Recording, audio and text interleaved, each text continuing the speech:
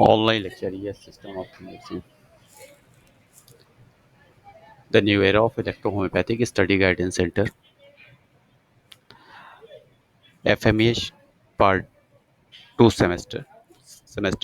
second semester, pathology part 1. Welcome all participants and attendants. Syllabus FMH second year semester. Pathology syllabus. Definition of definition the common terms used in pathology. Definition. In pathology, common terms refers the scientific studies disease including its cause, development, and effect on the body. Key terms like etiology, pathogenesis, morphology, and clinical significance are used to describe the different aspect disease process. यहाँ पर ये pathology की definitions दी गई है जिसमें कहा जा रहा है कि इसमें हम जो यूज़ करते हैं डिजीज़ के लिए एक साइंटिफिकली रेफरेंस हम यहाँ पर डिजीज़ के बारे में स्टडीज़ करते हैं, पढ़ते हैं, जानते हैं, जिसके अंदर हम कॉज को लिखते हैं कारण, बीमारी के होने का जो डिजीज़ है उसके होने का कारण हम जानते हैं, उसके डेवलपमेंट में के बारे में जानते हैं and effect on the body और उससे जो डेवलपमेंट हो रहा है उससे हमारी बॉडी पे क्या इफ़ेक्ट पड़ रहा है उसके बारे में जानते हैं। इसका जो की टर्म्स है लाइक एटियोलॉजी है, इसका कारण क्या है, पैथोजेनेसिस जो pathogens related morphology and clinical significant, इसके बारे में हम डिटेल्स जानेंगे और हम इसके साथ साथ एक्सपेक्ट करते हैं डिजीज़ को के बढ़ने पे और उसे कंट्रोल करने पे। ओके, की टर्म्स एंड डेफिनेशंस जो की थी आगे की टर्म्स थे उनके डेफिनेशंस यहाँ पे इस तरीके से हैं। एटियोलॉजी द कॉज और ओरिजिन ऑफ द डिजीज़, किसी भी रोग के होने की वजह कारण का यहाँ पर हम जानते हैं। एटियोलॉजी के अंदर ये रोग क्यों हो रहा है इसके बारे में हम यहाँ पे समझते हैं। Encompassing both genetic and environmental factor, इनके अंदर हम इन्वायरमेंटल फैक्टर्स और जेनेटिक दोनों की अ, कारण कारणों को जानते हैं। Pathogenesis the mechanism by the disease develops explaining how to cause lead the disease process. Pathogenesis के अंदर हम जानते हैं कि इसके बढ़ने डिजीज़ के बढ़ने का मैकेनिज्म क्या है, डेवलपमेंट क्या है और एक्सप्लेन द कॉज, और इसके बारे में हम इसके जो कारण का है उसको एक्सप्लेन करते हैं और डिजीज़ के प्रोसेस के बारे में जानते हैं। Morphology the structure change in cells, morphology के अंदर हम स्ट्रक्चर एक्सट्रैक्चुअल चेंजेस इन सेल्स, सेल्स के अंदर होने वाले चेंजेस के बारे में हम स्टडीज़ करते हैं मॉर्फोलॉजी में।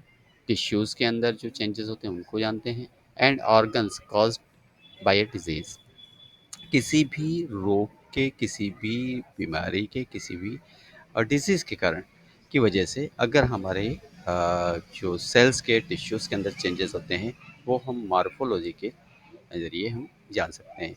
Which can observe grocery grossly without microscopy और माइक्रोस्कोपिकल, ये हम दोनों तरीके से जानते हैं, बिना माइक्रोस्कोपिक भी और माइक्रोस्कोपिक भी के ज़रिए भी हम इसके स्टडीज़ करते हैं। Okay, clinical significance how the morphological changes impact function of the organs and how they present clinically such as symptoms and signs। इसके अंदर हम मॉर्फोलॉजी के अंदर हम चेंजेस को एक्सेप्ट करते हैं, देखते हैं फंक्शन, जो हमारे ऑर्गन के जो फंक्शन है वो किस तरीके से कर रहे हैं, क्लिनिकली इसके अंदर क्या चेंजेस पाए जा रहे हैं, सच एज सिम्टम्स जैसे कि लक्षण उनमें क्या उभर के आ रहे हैं, साइन जो हमें दिख रहे हैं, सिम्टम्स होते हैं जो पेशेंट्स बताता है और पेशेंट्स के मुंह से हम सुनते हैं, जैसे पेन हो रहा है, रेडनेस है, और उनके जो हैबिट है, जो उनकी जो रख रखाव की कंडीशंस हैं उनमें चेंजेस आता है। जैसे टेम्परेचर है, ये एक सिम्टम्स में आया, पेन है, ये सिम्टम्स हैं, ब्लीडिंग हो रही है या सिक्रेशंस बढ़ गया है, तो ये एक लाइक सिम्टम्स है। साइन वो चीज़ है जो एक डॉक्टर्स, एक प्रैक्टिशनर्स जो है पेशेंट के अंदर देखता है, जैसे कि कलर का चेंज होना आईज के अंदर, तो ये खुद ऑब्जर्व करता है डॉक्टर, प्रैक्टिशनर्स, जो क्लिनिकली साइंस देखे जाते हैं, जो लक्षण से हमारे चेहरे देखकर और चेहरा देख करके हम क्लियर कर पाते हैं। Autopsy, a postmortem examination to determine the cause of death. Autopsy करते हैं जो जो मृत्यु हो गई है, जो डेथ हो गई है उसकी, तो उसमें एग्जामिन करते हैं, उसमें पता करते हैं कि ये जो डेथ होने का कारण क्या है। Often involving microscopic examination and tissues cultures, तो इसमें हम दो तरीके से करते हैं, माइक्रोस्कोपिक एग्जामिनेशन करते हैं और टिश्यूज़ के बारे में भी स्टडीज करते हैं, केमिकल रिएक्शंस भी इसमें देखते हैं।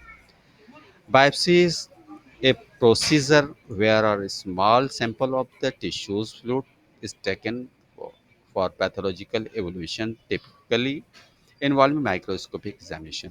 बायोप्सी में हम जो है पेशेंट्स के जो भी जहाँ पे डिजीज़ डेवलप हो रही है उसके टिश्यूज़ को कलेक्ट करते हैं या फिर फ्लूइड्स को लेते हैं उस जगह से, उस ऑर्गन से, उस पार्ट से जो अफेक्टेड है। उसके अंदर हम एवोल्यूशंस जो पैथोलॉजिकल उसके अंदर जो चेंजेस आ रहे हैं, जो डेवलपमेंट है उसके बारे में हम टिपिकली इन्वॉल्विंग जो टिश्यूज़ हैं, सेल्स हैं और जो उनके अंदर चेंजेस हैं, वो हम माइक्रोस्कोपी के ज़रिए से एग्जामिनेशन करते हैं। ये बाय द लैब होता है, ऑटोप्सी भी बाय द लैब होता है। क्लिनिकल साइन एक सिग्निफिकेशन, ये हम जब पेशेंट क्लिनिक के अंदर आता है तो उसके थ्रू हम उसके इस बातों को सुनते हैं और खुद ऑब्जर्व करते हैं। ऑब्जर्व करने के बाद हम पेशेंट को रिकमेंड करते हैं पैथोलॉजिकल चेंज स्टडीज़ के लिए और लैब के लिए रेफ़र करते हैं, ब्लड कलेक्शन करते हैं, जिसमें बायोप्सी वगैरह भी होती है, मॉर्फोलॉजी वगैरह की स्टडीज़ होती हैं। ओके।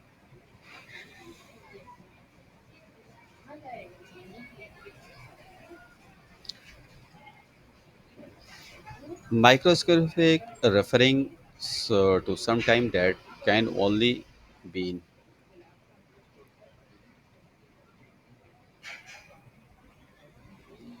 हेलो, स्क्रीन शेयर हो रही है क्या? स्क्रीन नहीं दिख रही है आपको?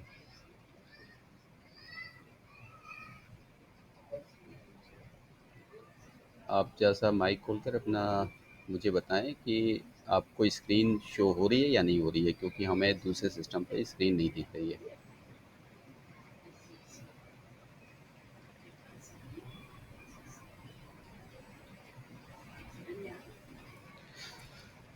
ठीक है। Okay. So now start. Microscopic referring sometimes that is can only has been with microscopic uh, कुछ टेस्ट के लिए हम माइक्रोस्कोप को रेफर करते हैं, जिसमें हम माइक्रोस्कोपिक स्टडीज़ करते हैं। Grossly referring to the sometimes something that is the seen with naked eyes, कुछ चीज़ें जो हैं हम नेकेड आई के थ्रू देखते हैं, जिसमें टेस्ट के अंदर specimen as a small portions of tissues और bodily fluid use the pathological evolutions. Specimen means यहाँ पे कलेक्शन करते हैं, जिसमें हम एक इस छोटा सा अमाउंट लेते हैं टिश्यूज़ का, टिश्यूज पोर्शन का या फिर बॉडी फ्लूइड्स का। उसको पैथोलॉजिकल एवोल्यूशन के बारे में हम एवोल्यूशन वाले डेवलपमेंट जो है, प्रगति जो हो रही है उसके बारे में स्टडीज़ करते हैं। ब्लॉक्स जो है यहाँ पे ब्लॉक्स में हम करते हैं tissues samples preserved in the wax and cut into the microscopic slides for examination by the pathologist. Blocks के अंदर हम टिश्यूज सैंपल्स प्रिजर्व करते हैं वैक्स के अंदर एंड कट करते हैं इनटू माइक्रोस्कोपिक स्लाइड्स के अंदर। ये एग्जामिनेशन बाय द पैथोलॉजिस्ट के लिए करके रखते हैं। Okay. Inflammation, inflammation a process where is the blood cells enter the tissues abnormal, causing swelling, redness, and warm.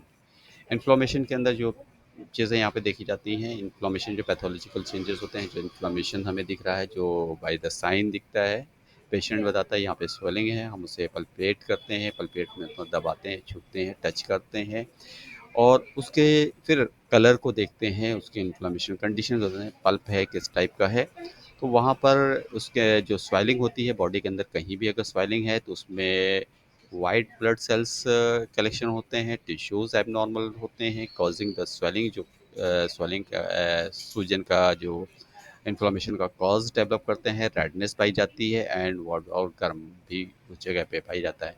मैगलिनेंट referring to tumors that the wordness and the spread often characterize the anaplasia in extensive and metastasis।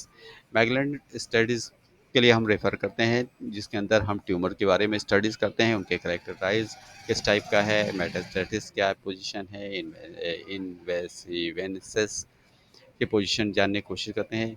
Benign referring to the tumor or the not cancerous and do not spread।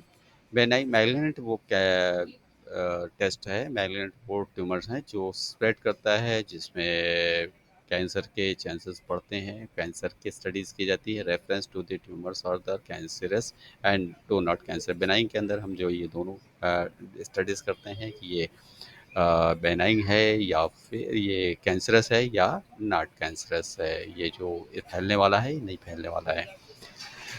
A, tumour 2 तरीके का होता है, एक spread करता है, एक solid not से बना के गाँठ रखता है, जिसे हम ऑपरेट करके निकालने के बाद वो स्प्रेड करने की चांसेस नहीं होती।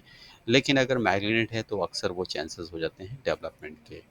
नियोप्लाज्मा a new and abnormal growth of tissues. Neoplasma के स्टडीज़ के अंदर हम जो एबनॉर्मल ग्रोथ है टिश्यूज़ उसके बारे में जानते हैं, विच कैन द बिनाइन और मैलिग्नेंट, ये मैलिग्नेंट है या बिनाइन, नियोप्लाज्मा के ज़रिए ही हम आइडेंटिफाई कर सकते हैं। Common observation used in the molecular pathology, जिसमें सीवी है, कॉपी नंबर वेरिएशंस है, सीसीटी है, सर्कुलेटिंग ऑफ ट्यूमर सेल्स है, सीटी है, डीएनए है, जिसमें सर्कुलेटिंग ट्यूमर डीएनए है, DNA deoxy oxyribonucleic acid है, जिसमें एफएफपी है, ये सारे टेस्ट हैं। Formalin fixed paraffin embedded FISH fluorescence है, इन सिचुएशन हाइड्रोजन है, आईएससी है, इम्नो इम्नो हिस्टोकेमिस्ट्री है, एलओएच है, लॉस ऑफ हेट्रो ज़ाइगोसाइट्स है, जिसके ये सारी चेंज जो यहाँ पे टेस्ट लिखे गए हैं, इस टाइप के टेस्ट होते हैं।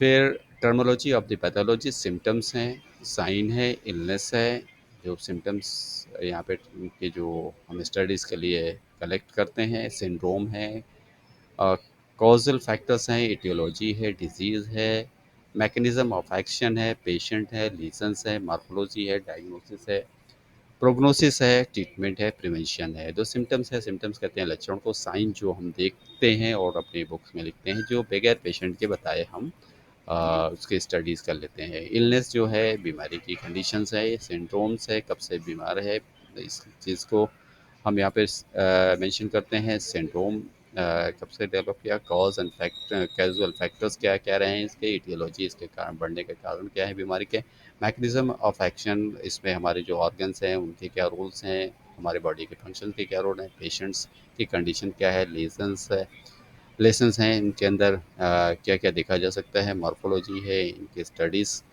डेवलपमेंट प्रोग्रेसिव कंडीशन को हम स्टडीज़ करते हैं, डायग्नोसिस, फिर सारी चीज़ों को अलग अलग तरीके से हम जैसे कि रेफरेंस देते हैं, ये एमआरआई है, सोनोग्राफी है, और इन सारी चीज़ों को जाकर यहाँ पे हम क्लियर कर पाते हैं कि किस तरीके से हमें क्या ट्रीटमेंट देना है और पेशेंट की कंडीशन क्या है, ठीक होगा नहीं ठीक होगा, कंडीशन क्या है, डेवलप की है या हम अंडर कंट्रोल है या आउट ऑफ कंट्रोल है, प्रोग्नोसिस है, इसका भविष्य क्या होगा, आगे ये ठीक होने वाली बीमारी है नहीं होगी, ट्रीटमेंट हम प्रोवाइड करते हैं, और प्रिवेंशन और इससे बचने का रास्ता भी निकालते हैं।